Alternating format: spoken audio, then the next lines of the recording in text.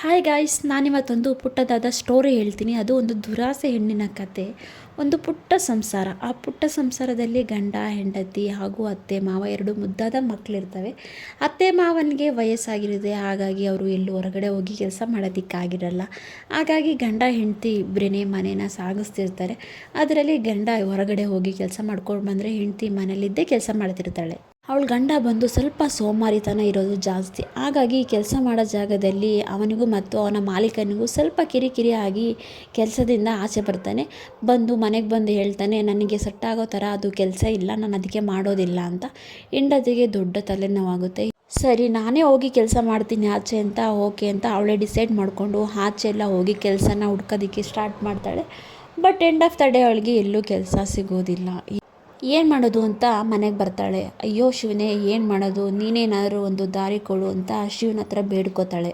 ನನಗೆ ಬರೋದ್ರಲ್ಲೇ ನಾನೇ ಏನಾದರೂ ಮಾಡಬೇಕು ಅಂತ ಅವಳಿಗೆ ಡಿಸೈಡ್ ಮಾಡಿ ಒಂದು ಹೋಟೆಲ್ನ ಪ್ರಾರಂಭ ಮಾಡಬೇಕು ಅಂತ ತನ್ನ ಗಂಡ ಮತ್ತು ಅತ್ತೆನ ಜೊತೆ ಡಿಸ್ಕಸ್ ಮಾಡ್ತಾಳೆ. ನಾನು ಹೋಟೆಲ್ ಸ್ಟಾರ್ಟ್ ಮಾಡಬೇಕು ಅಂದ್ಕೊಂಡಿದ್ದೀನಿ ಅಂತ. ಅವರೇನೋ ಒಪ್ಪಿಗೆ ಕೊಡ್ತಾರೆ, ಆದರೆ ಅವಳ ಹತ್ರ ಇನ್ವೆಸ್ಟ್ ಮಾಡೋದಕ್ಕೆ ದುಡ್ಡಿರಲ್ಲ. ಹಾಗಾಗಿ ಅವಳು ಒಂದು ಮನೇಲೇ ಚಿಕ್ಕದಾಗಿ ಸ್ಟಾರ್ಟ್ ಮಾಡ್ತಾಳೆ. ಅವಳು ಮಾಡೋ ದೋಸೆ ಅಲ್ಲಿನ ಜನಕ್ಕೆ ಫೇಮಸ್ ಆಗುತ್ತೆ, ತುಂಬ ಇಷ್ಟ ಆಗುತ್ತೆ. ಸ್ಟಾರ್ಟಿಂಗು ಒಬ್ಬರು ಇಬ್ಬರು 3 ಜನ ಬರ್ತಿರ್ತಾರೆ. ನೆಕ್ಸ್ಟು 10-15 ಜನ, ಹಾಗಾಗಿ 100 ಜನ 200 ಜನ ಬರೋದಕ್ಕೆ ಸ್ಟಾರ್ಟ್ ಮಾಡ್ತಾರೆ. ಅವಳಿಗೆ ಮನೇಲಿ ಜಾಗ ಸಾಕಾಗಲ್ಲ. ಹಾಗಾಗಿ ತನ್ನ ಅತ್ತೆ ಜೊತೆ ಸೇರಿ ದೊಡ್ಡದಾದ ಒಂದು ಹೋಟೆಲ್ನ ಓಪನ್ ಮಾಡಬೇಕು ಹೊರಗಡೆ ಅಂತ ಡಿಸೈಡ್ ಮಾಡ್ಕೋತಾಳೆ.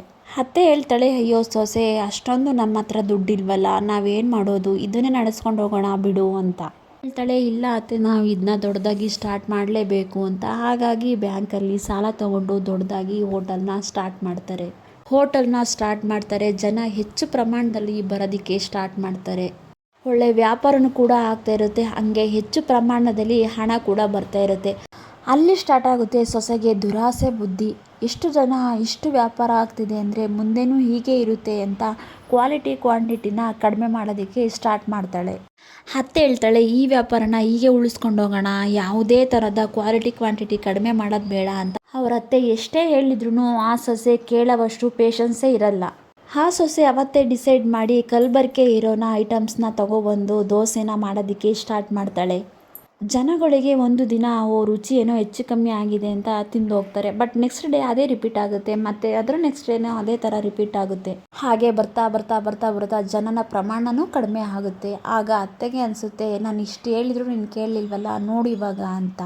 ಹೌದತ್ತೆ, ನೀವು ಹೇಳಿದ್ನ ನಾನು ಕೇಳಬೇಕಿತ್ತು, ನನ್ನ ಒಂದು ದುರಾಸೆಯಿಂದ ಹೋಟೆಲ್ನೇ ಮುಚ್ಚೋ ತನಕ ಬಂತು ಅಂತ ಅವಳು ಬೇಸರನ ವ್ಯಕ್ತಪಡಿಸ್ತಾಳೆ. ಇದರಿಂದ ನಮಗೆ ಏನು ಅರ್ಥ ಆಯಿತು ಅಂದರೆ, ಅತಿ ಆಸೆ ಒಳ್ಳೆಯದಲ್ಲ ಅಂತ ಅರ್ಥ ಆಯಿತು.